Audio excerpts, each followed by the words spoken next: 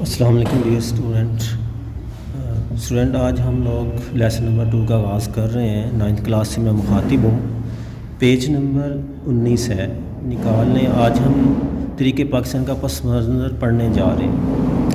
As a Pakistani مسلمان ہمیں پتہ ہونا چاہیے کہ پاکستان کیسے بنا، اس کی کون سی تحریک وہ وجوہات بنی ہیں جس کی وجہ سے ہمیں ہمارا ملک حاصل ہوا۔ تو آج اس حوالے سے ہم پڑھنے جا رہے ہیں۔ Especially the topic today is about most important according to the exam, board exam and the background of Pakistan movement.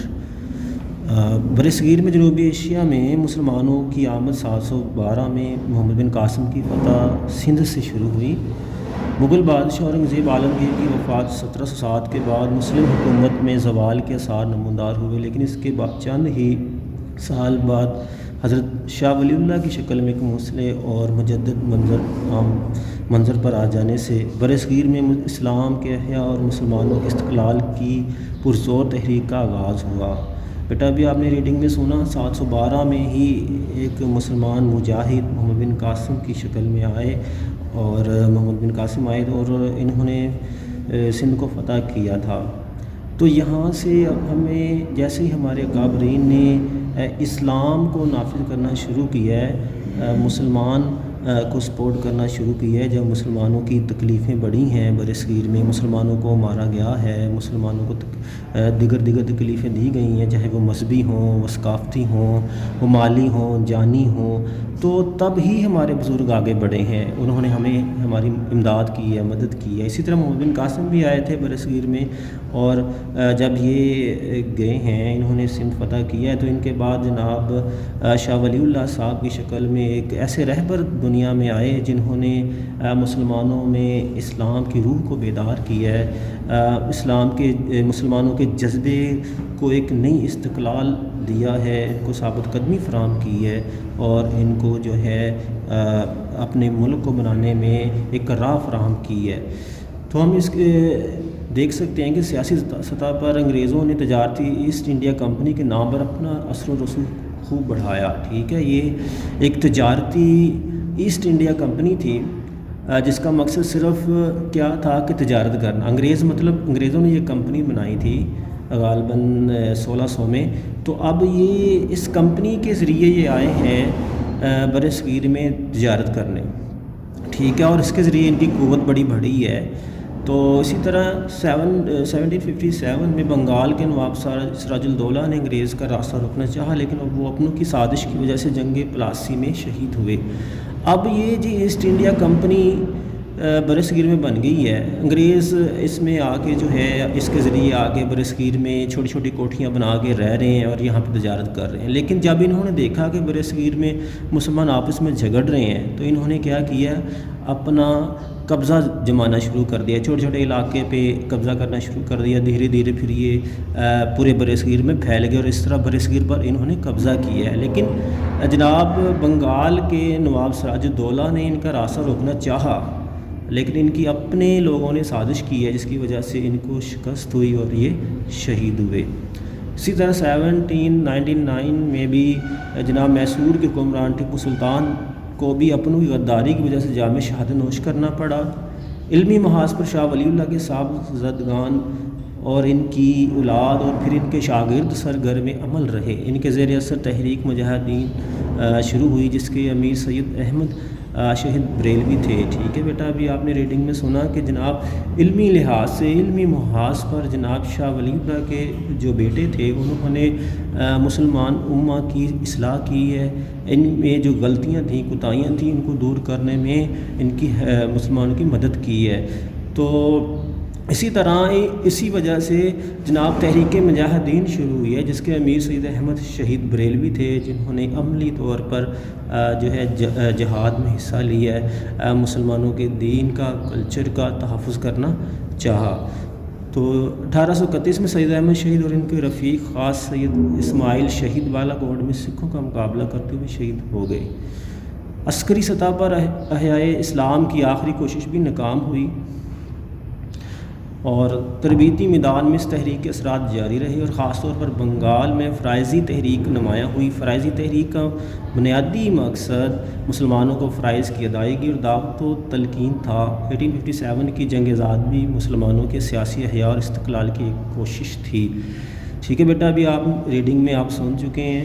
ٹھیک ہے، تربیتی میدان میں ان تحریکوں نے مسلمانوں کے لیے خاص کردار ادا کیا۔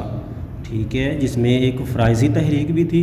فرائضی تحریک میں مسلمانوں کو مطلب وہ جو فرائض کی ادائیگی کریں گے، نماز پڑھیں گے یا دیگر صدقہ زکوٰۃ وغیرہ ہے، اس کی دعوت و تلقین کرنا تھا کہ مسلمان اپنے جو بھی ان پر فرائض بنتے ہیں ان کی عبادات کی صورت میں، ان کے لین دین کی صورت میں، حقوق اللہ حقوق العباد ہیں، وہ بھی پورے کرنے ہوتے ہیں۔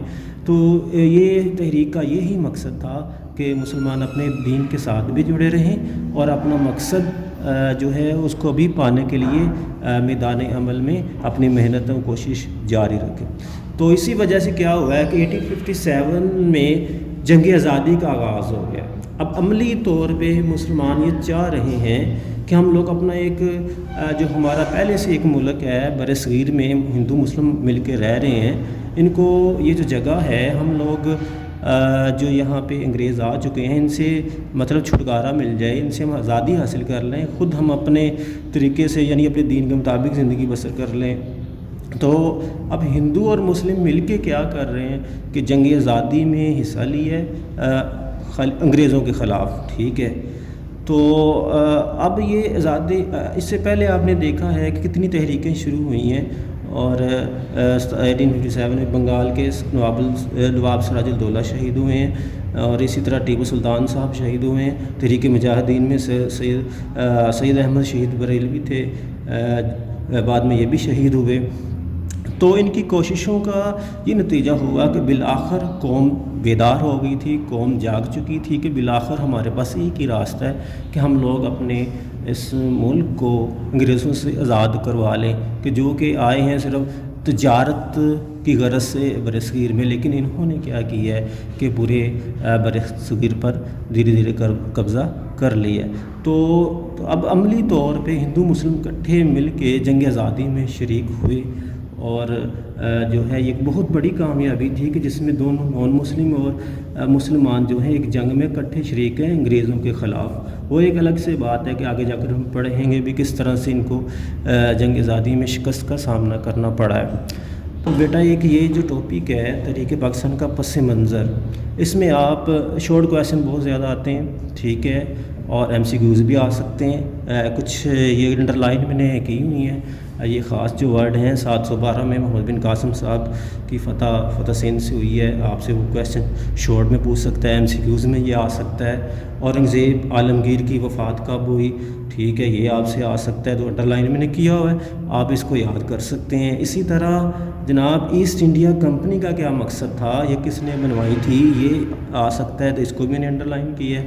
تو بیٹا اور اس کے بعد نواب سراج الدولہ ہیں 757 میں جو ہے یہ شہید ہوئے، کون سی جنگ میں شہید ہوئے، کب شہید ہوئے، اس طرح آپ سے کویسچن پوچھ سکتے ہیں۔ تو یہ انڈر لائن میں نے کیا ہوا ہے، آپ اس کو اسٹڈی کر لیں، اس کو پڑھ لیں، تو یقیناً آپ جو ہے ایک اچھا کویسچن پریپیئر کر سکتے ہیں۔ اس کے بعد جناب یہ آگے ہے طریقے مجاہدین، یہ آپ سے آنسر آ سکتا، کوئی کویسچن پوچھ سکتے ہیں کہ بھئی یہ اس کے سربراہ کا نام بتائیں، امیر کا نام بتائیں، وہ سید احمد شہید بریلوی تھا، تو وہ میں نے انڈر لائن کیا ہوا، آپ اچھی طرح سے اس کو یاد کر سکتے ہیں۔ تو اسی طرح آگے لاسٹ والے پیراگراف میں نے کچھ جو ہے لائنیں انڈر لائن کی ہیں۔ 1831 میں سید احمد شہید، اور اسی طرح دیگر ان کے خاص جو رفیق تھے سید اسماعیل شہید بالا کوٹ میں سکھوں کا مقابلہ کرتے ہوئے شہید ہوئے، یہ پہلی لائن ہے، یہ یقیناً بہت اہم ہے، آ جاتے ہیں شارٹ کویسچن۔ اور اسی طرح جناب ایم سی کیوز بھی آ سکتے ہیں، تو اس کو آپ بغور دیکھ لیں۔ اور آگے ہے لاسٹ میں جناب 1857 میں جنگ آزادی ہوئی ہے، ٹھیک ہے، اور یہ انڈر لائن میں نے کی ہے، آپ ان کو پڑھ سکتے ہیں، کویسچن اچھی طرح سے یاد ہو سکتا ہے اگر آپ لوگ ایک بار اس کو پڑھ لیں، اور جو انڈر لائن ہوئے ہیں ان کو ذرا خصوصاً پڑھ لیں، تو آپ کو یہ جو آج والا ہے ٹاپک طریقے پاکستان کا پس منظر آپ اچھی طرح سے یاد کر سکتے ہیں۔ ٹھیک ہے بیٹا، میں امید کرتا ہوں کہ آپ اس ٹاپک کو اچھی طرح پڑھ لیں گے، یاد کر لیں گے، باقی ٹیوزڈے کے دن ہم دیکھیں گے بھی کیا کرنا ہے آگے۔